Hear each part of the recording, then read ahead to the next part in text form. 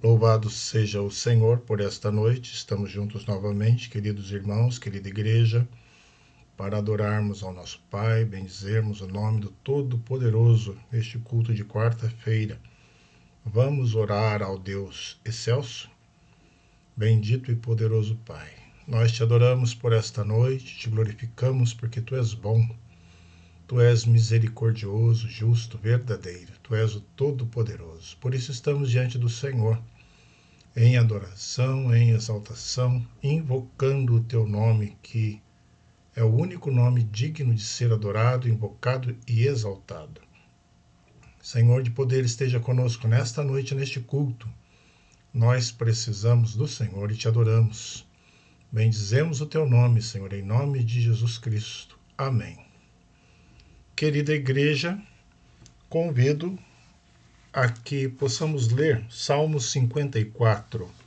Salmo 54. Apelo para o socorro divino. O texto nos diz: ó Deus, salva-me pelo Teu nome e faz-me justiça pelo Teu poder. Escuta, ó Deus, a minha oração. Dá ouvidos às palavras da minha boca. Pois contra mim se levantam os insolentes e os violentos procuram tirar-me a vida. Não tem Deus diante de si. Eis que Deus é o meu ajudador. O Senhor é quem me sustenta a vida. Ele retribuirá o mal aos meus opressores. Por tua fidelidade dá cabo deles. Oferecer-te-ei voluntariamente sacrifícios. Louvarei o teu nome, ó Senhor, porque é bom, pois me livrou de todas as tribulações. E os meus olhos se enchem com a ruína dos meus inimigos. Um clamor, um apelo para o socorro divino de Davi. Então nós vemos, irmãos, aí que temos a quem recorrer. Adoramos ao nosso Deus porque Ele é o nosso Pai. Vamos agora, em oração silenciosa, agradecermos ao Senhor pelas bênçãos recebidas. Quantas bênçãos! Quantos milagres do nosso Pai diante de nós. Vamos também clamar pelos enfermos, desempregados, por aqueles que precisam de uma luz do Senhor, de uma porta aberta. Clamemos pelo nosso país, pelos missionários. Ore por você, pelas suas necessidades, também em sua casa. Oremos, o Senhor está conosco.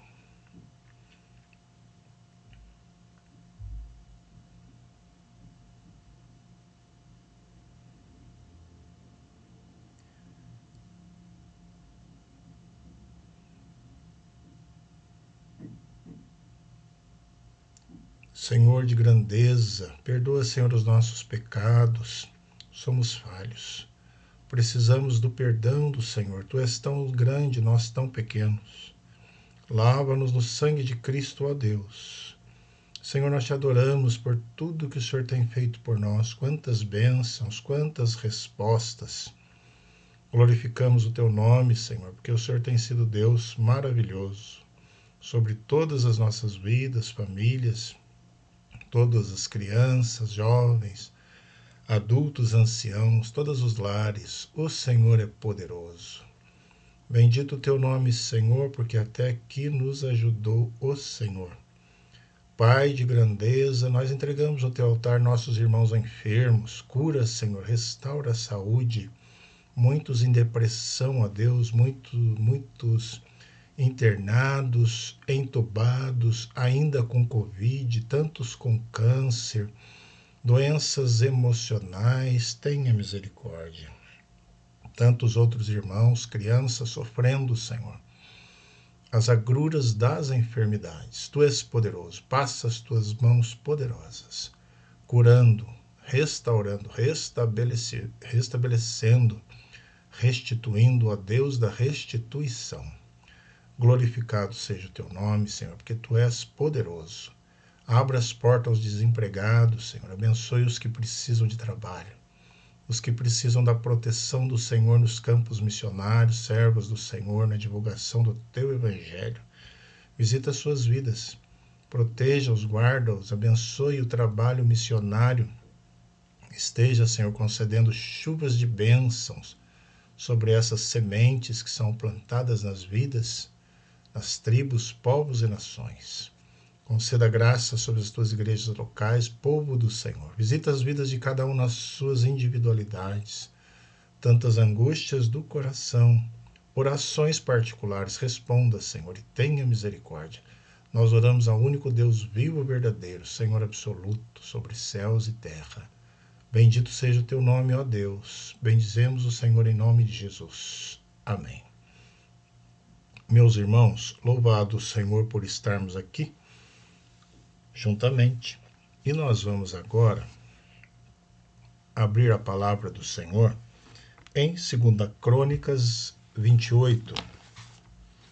2 Crônicas 28, de 22 a 25. A idolatria de Acás. O texto nos diz assim: no tempo da sua angústia, cometeu ainda maiores transgressões contra o Senhor, ele mesmo, o rei Acás, pois ofereceu sacrifícios aos deuses de Damasco, que o feriram, e disse: visto que os deuses dos reis da Síria os ajudam, eu lhes oferecerei sacrifícios para que me ajudem a mim. Porém, eles foram a sua ruína e a de todo o Israel. Ajuntou Acás os utensílios da casa de Deus, fê-los em pedaços e fechou as portas da casa do Senhor. E fez para si altares em todos os cantos de Jerusalém. Também em cada cidade de Judá fez altos para queimar incenso a outros deuses. Assim provocou a ira o Senhor, Deus de seus pais.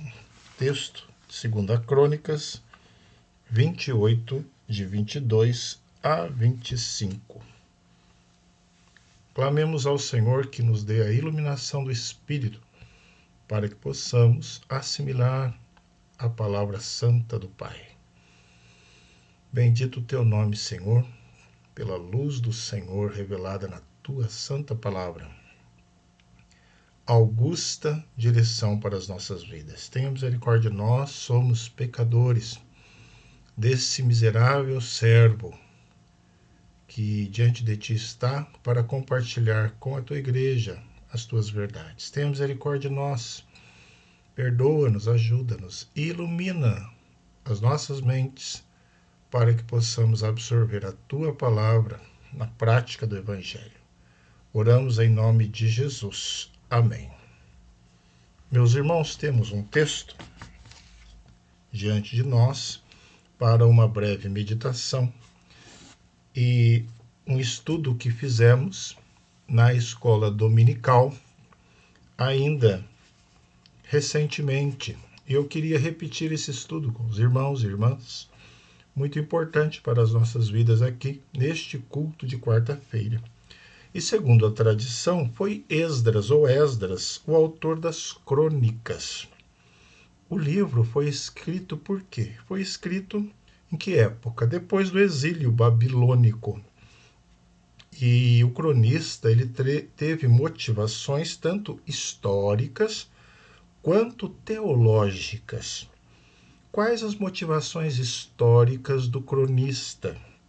Ele queria deixar um registro preciso, um registro importante, produtivo, didático para o nosso entendimento. E quais as motivações teológicas? As motivações teológicas, elas tinham a intenção de deixar uma mensagem relevante, uma mensagem importante para o nosso crescimento. E a preocupação, irmãos, com respeito à bênção e à condenação. Nós vemos muito isso, este binômio aí nos registros: bênção, obediência, desobediência, condenação. O livro apresenta então uma estreita conexão entre fidelidade ao Senhor e bênção, e infidelidade e condenação. E neste capítulo 28, nós vemos um reinado de quem? O reinado de Acás. Ele reinou 16 anos em Jerusalém. E infelizmente ele não fez o que era reto perante o Senhor. Está aí no primeiro versículo deste capítulo 28, você pode conferir. Ele não fez o que era reto perante o Senhor. E de todo este reinado problemático de Acás, um detalhe salta aos nossos olhos: a sua apostasia. Versículo 22 nos diz assim, no seu início, onde lemos: no tempo da sua angústia, cometeu ainda maiores transgressões contra o Senhor, ele mesmo, o rei Acás. Principalmente esse trecho inicial, no tempo da sua angústia. Detalhe importante para pensarmos, para meditarmos. Pense um pouco sobre a realidade da angústia. Quem nunca passou por este momento de tribulação, por momentos de angústia? Aqui nós temos, irmãos, um dilema universal, um dilema que abrange a todos, um dilema, inclusive, atual. Não existe ser humano, não existe mortal que não tenha enfrentado a angústia. Paulo experimentou esse sentimento e tantos outros servos. E é sobre este ponto que nós vamos esboçar uma reflexão. Assim, o tema de hoje é uma exortação, um alerta. Cuidado no tempo da angústia. Cuidado no tempo da angústia. Por quê? Porque a partir do texto nós podemos conferir que no tempo da angústia é possível cometer maiores transgressões contra o Senhor. É o que está aí exatamente no versículo 22. No tempo da sua angústia, cometeu ainda maiores transgressões contra o Senhor. O crente deve cuidar, devemos cuidar, nesses momentos de angústia. São períodos de grande vulnerabilidade. Hoje nós temos falado muito de questões de fragilidade. E a angústia, irmãos, ela pode ser traiçoeira. Ela pode levar ao caos. Há um ditado popular que nós conhecemos que cabe muito bem neste ponto. E ele nos diz: nunca está tão mal que não possa piorar. Cuidado. As coisas podem piorar, sim. Devemos ter atenção. Portanto, devemos, irmãos, nestes períodos de lutas interiores, de dificuldades, de aflições, devemos estar alertas.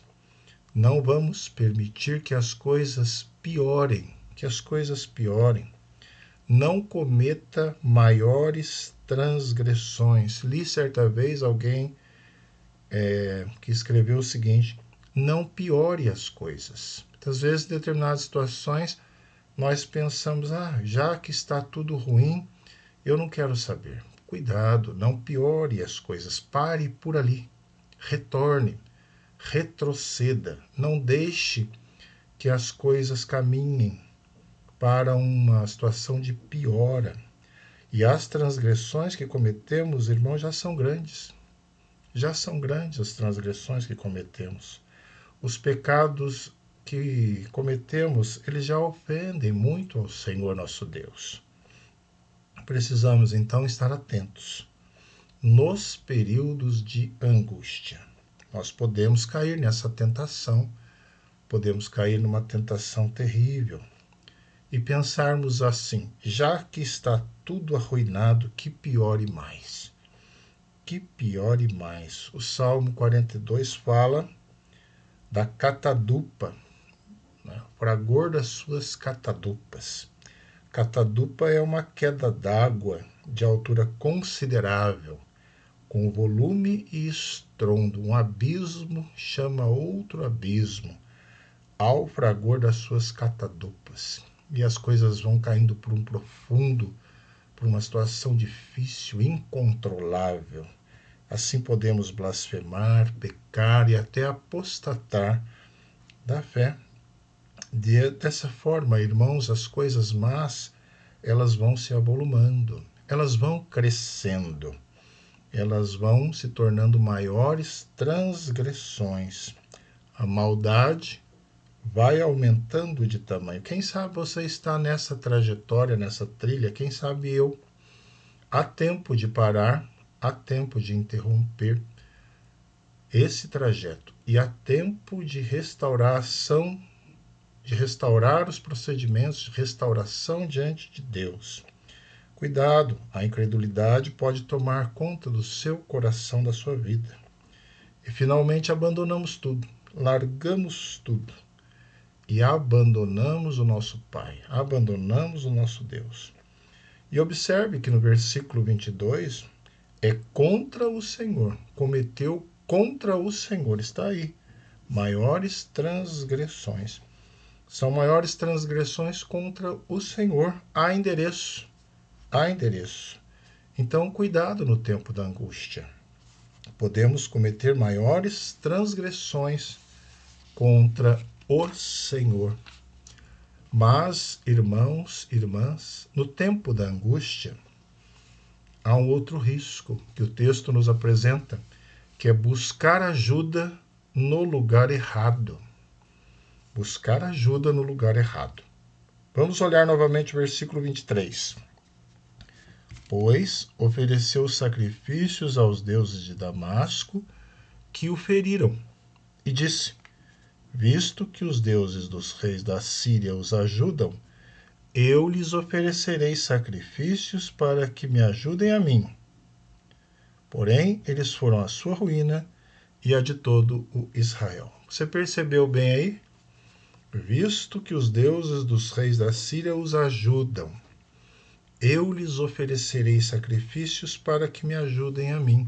Essa foi a atitude daquele rei no tempo da sua angústia. Veja que uma das palavras centrais dos versículos é a palavra ajuda. Algo que sempre estamos precisando. Na sua angústia, Acás acreditava que Deus não o ajudava mais. Na verdade, era ele, o rei Acás, que tinha se afastado do Senhor. Quantas vezes raciocinamos assim também, da mesma forma? Nas situações de tristeza e de angústia, parece que Deus nos abandonou, Deus nos deixou. Dizemos: Deus não me ajuda mais. Deus não me atende mais. Deus está longe.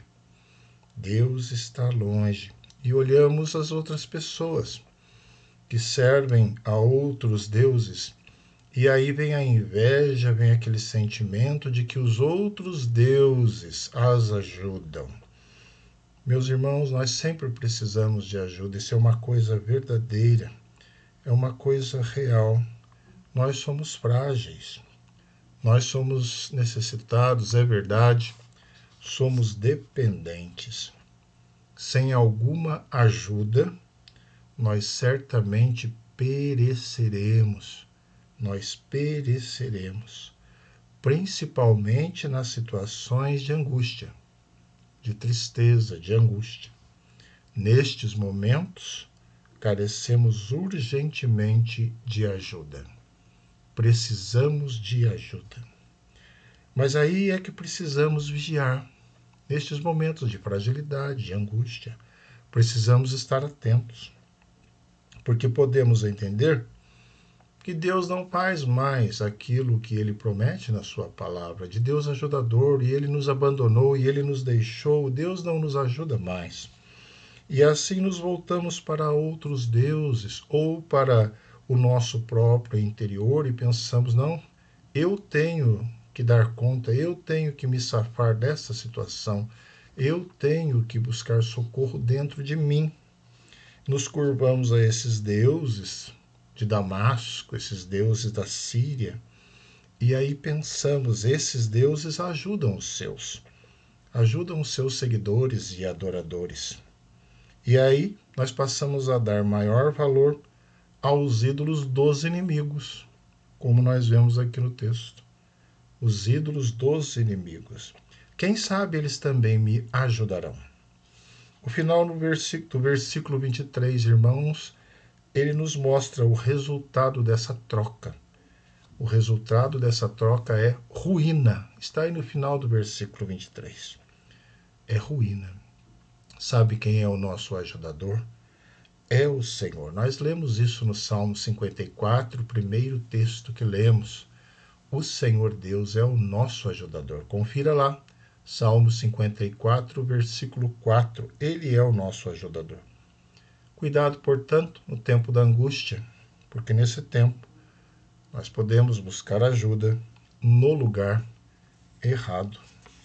Mas, irmãos, a palavra do Senhor sempre nos ensina, e ela nos apresenta a partir desse texto que no tempo da angústia é perigoso desprezar as coisas de Deus. Desprezar as coisas de Deus. Veja o versículo 24.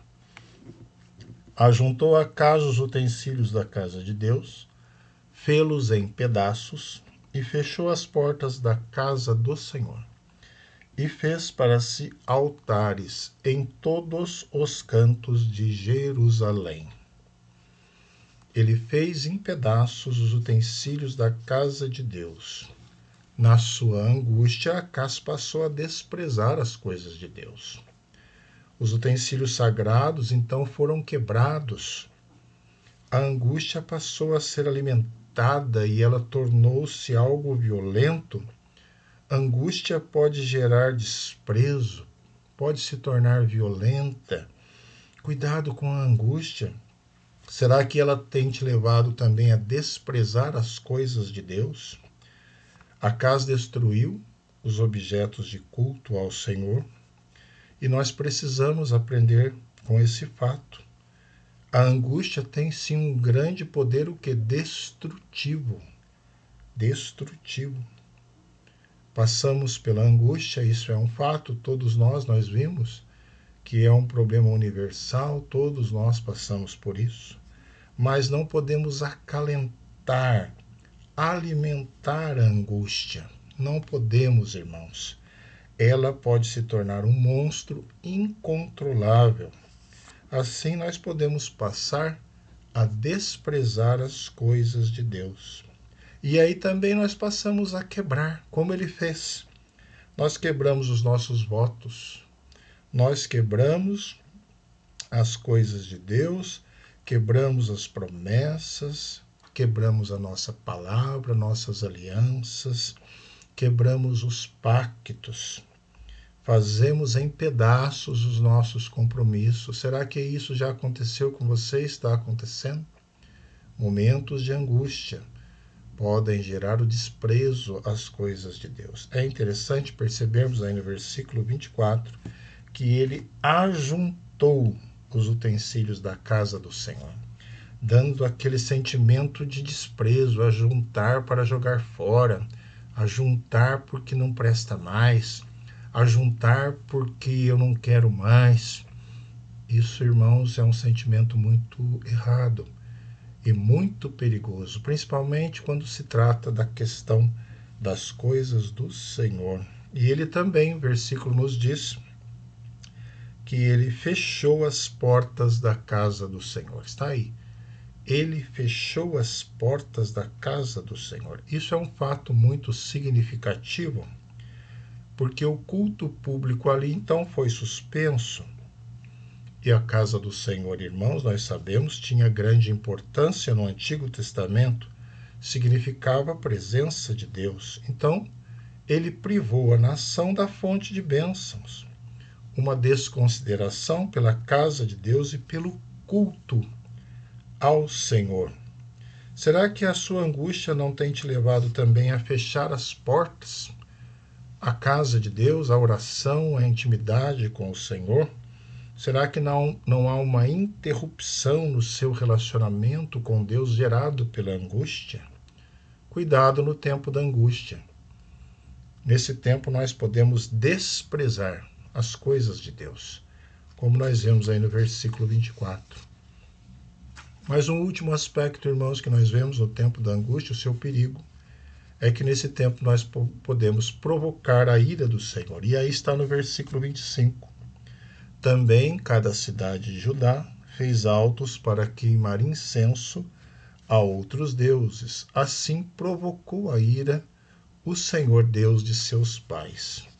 Acás cometeu grandes erros perante o Senhor. Um deles foi não saber lidar com a sua angústia e, chegando ao extremo, em cada cidade, veja o cuidado que ele teve na dimensão da idolatria, fez altos para outros deuses. Assim incentivou o culto pagão nesses altares. Ele então caiu numa apostasia completa, promovendo religiões falsas. E nesse seu desvio, irmãos, ele fez até prática de sacrifícios humanos.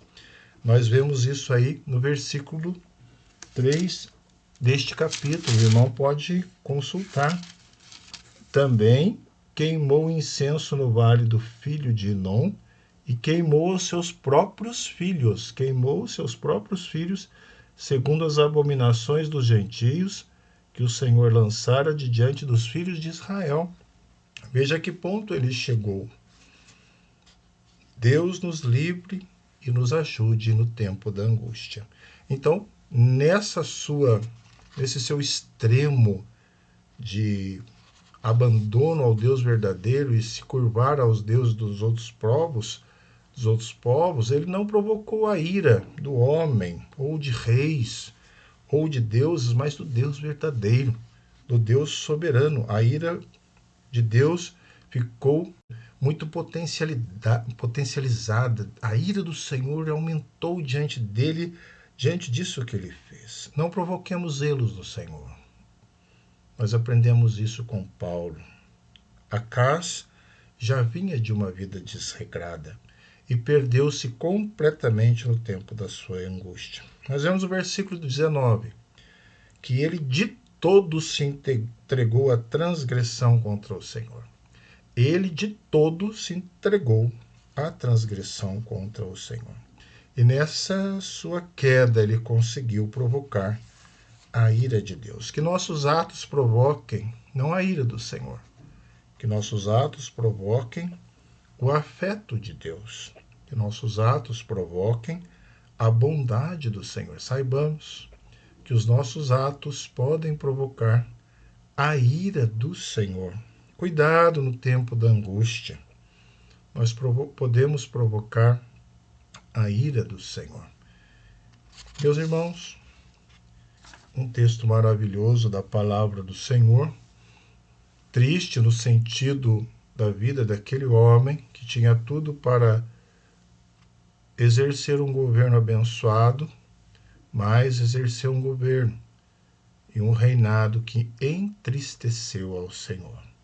E nós lemos aí, depois você leia todo este capítulo que apresenta aí os detalhes do reinado de Acás, mas nós vemos aí no versículo 22 que no tempo da sua angústia, e esse tempo sempre chega, ele é persistente na vida de todos, e chegou ali na vida daquele homem que já tinha uma vida desregrada, e nesse tempo da sua angústia, veja que é da sua angústia, da angústia dele, porque essa angústia chega para todos.